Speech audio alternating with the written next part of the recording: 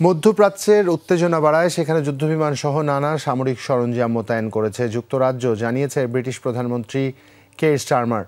প্রধানমন্ত্রীর মুখপাত্র জানান, শুক্রবার সকালে যখন স্পষ্ট হয় যে ওই অঞ্চলের পরিস্থিতি অবনতির দিকে যাচ্ছে, তখনই প্রস্তুতি শুরু করে ব্রিটিশ বাহিনী।